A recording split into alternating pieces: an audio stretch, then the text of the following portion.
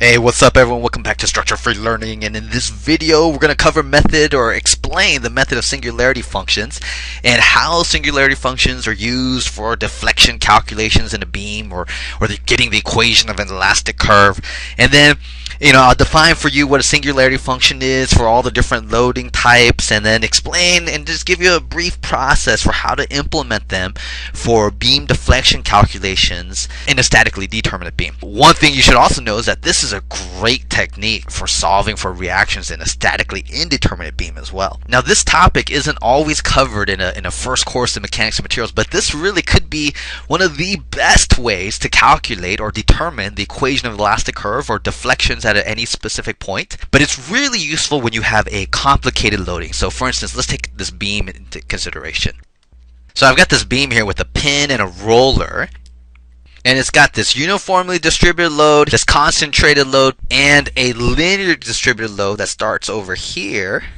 If I wanted to solve this, I wanted to get the deflection equations using some traditional technique like the double integration method. So the functions that I would need 5 moment functions to solve this problem out. And what that means is I would have to cut here, here, here, here, and here, in between any discontinuity. And in case you're not familiar with what a discontinuity is, I kind of summarize it up right here. But basically, a discontinuity is at the beginning or end of a distributed load.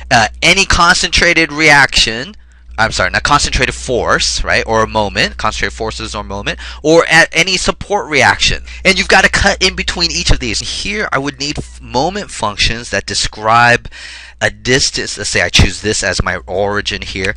I would need a first function here. My next cut would be here, next 2, and you can see where I'm going with this. And so if I want to use the double integration method to solve this beam deflection out, okay, I would need 5 different moment functions, which means 10 boundary conditions to solve for 10 unknown constants. This thing would take forever. But the method of singularity functions provides you with a way to essentially describe the moment function or the loading with just one equation for the entire length of the beam. And that way you're just one and done. So you're probably asking, what the heck is a singularity function? So a singularity function, the best way to describe it is probably like a mathematical switch, and it's written in this way. It uses these angled brackets, and this x minus a to the power of n, and I'm going to tell you what the significance of all these things is. But it's like a if statement, so that if x is greater than or equal to a, the switch is turned on, and in this angled bracket, x minus a to the power of n becomes x minus a to the nth power. If x is less than a, then this whole thing just equals 0. And so what this means is when x is greater than or equal to a, then my switch is on.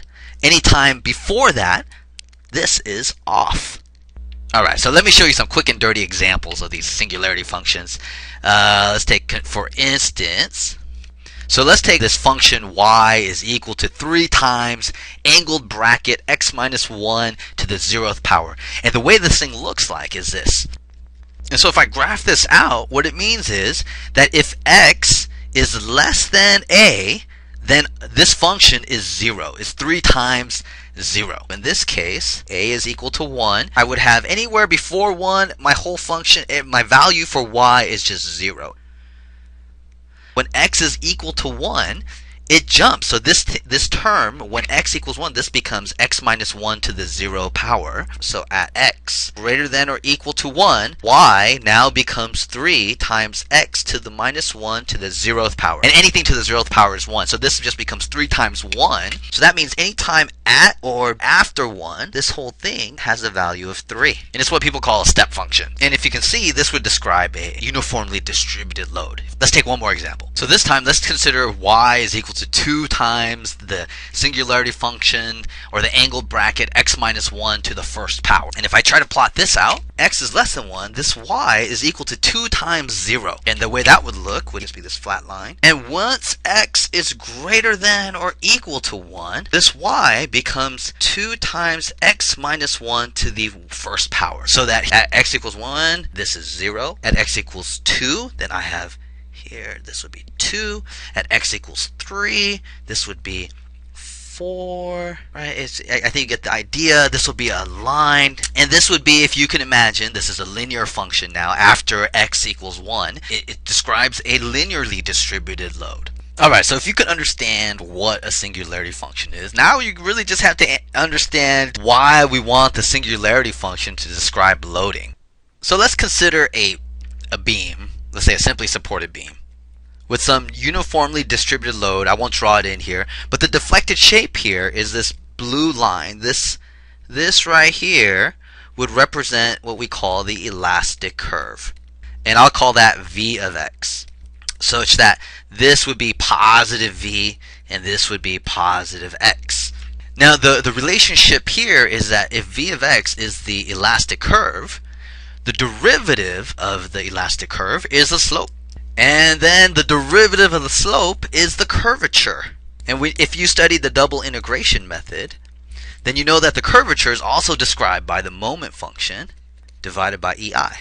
And a lot of times people will start with a moment function for the entire length of the beam using singularity functions, and then integrate that twice to get the display shape. So that's one way that people do it. Another way that people do this is if you keep going and taking derivatives. If you remember, the derivative of the moment is the shear, and so this would be times the shear function. And then if you take one more derivative, this whole thing right here, d to the 4th, v of the display shape, dx to the 4th, then this is 1 over ei times w of x, and in this case here, this w of x describes a loading function. And the idea is that if you can describe the loading function in one equation using singularity functions, then you just integrate 4 times and you would get the display shape. Bam! You can also do that with moment functions here, starting at the curvature. If you have a moment function using singularity functions, then you just integrate twice, aka the double integration method, and you get the display shape. But instead of doing like 5 functions, you can just do 1 function. So naturally, the next question is, how do I describe the loads, the external loads that are applied to my beam using singularity functions? And in particular, how do I take a load and even describe it as part of the moment function? So here I'm just going to give you a rundown on how all these are done. And you can find these in almost any mechanics of materials textbook. Alright, so what I've done here is I've drawn out probably the 4 most popular loading cases that you could have on a beam. This concentrated moment at location A, where x is going positive towards the right, the way that we would describe this moment as part of a loading function would be here. This w would be equal to the magnitude of the concentrated moment times the singularity function x minus a to the minus 2, and a being where this concentrated moment is applied. If I want to describe this concentrated moment as part of a moment function, this would be m0 times the singularity function to the 0 power. My concentrated force applied at some location A, where x is again positive towards the right, would be described as part of a loading function as p0 times x minus a to the minus 1 power. And here, as part of the moment function, a concentrated force would be described as, again, the magnitude of that force times to the 1st power. And what you want to do is notice here, a positive concentrated force is upwards. If this concentrated force were pointing down, we'd have to put a negative value here.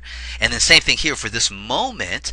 Notice this is a positive moment causing a jump up. For the distributed loading here, you see again this uniformly distributed load with a magnitude W0, which starts at point A. And again, for the loading function, I would have this W is equal to minus W0 and negative, because this distributed load is pointing downwards, times x minus a to the 0 power. Or as part of a moment function, the distributed load would be described as minus W0 over 2 times x minus a squared. For a linearly distributed load, I need to know what the slope is for this line. The linear distributed load as part of the loading function is equal to minus m times the singularity function x minus a to the power of 1. And notice, because my distributed load is acting downwards, I have a negative sign here.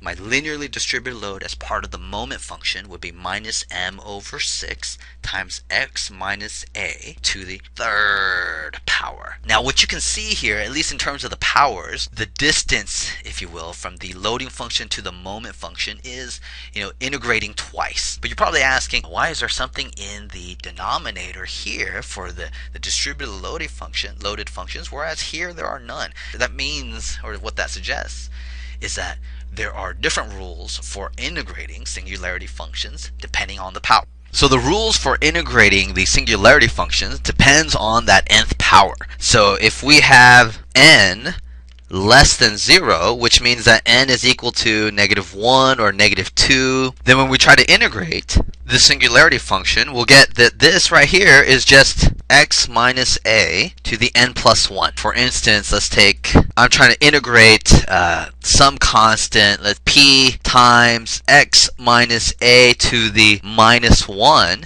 dx. The integral would be p x minus a to the 0. In the case where n is greater than or equal to 0, this would be your standard integral that you're used to, what you've learned in basic calculus, 1 over n plus 1 with the angle brackets x minus a to the n plus 1 power. An example of this would be if I wanted to integrate this would be minus w over 6 x minus a cubed. Now, if you can believe everything that we've talked about so far in terms of using singularity functions to describe loading or moment functions, and you can you understand the integration process with singularity functions, then problem solving is actually a rather simple process. And when we do problem solving, you're going to be typically given a beam with a bunch of loads on it. And the way that you're going to go about this is rather simple. The first thing you're going to do, just like in any problem, is calculate reactions. And that means using all your equilibrium equations that are available to you, assuming that the beam is statically determinate. The next thing you're going to do is write the load or moment functions. And this is where you use singularity functions. Then you just integrate to slope and displacement functions from there. And what's going to happen is when you start from the moment function, there's going to be constants that show up during the integration, and you're going to need boundary conditions to solve for these constants of integration. Alright, so hopefully this introduction to the method of singularity functions was useful. If you have any questions, let me know.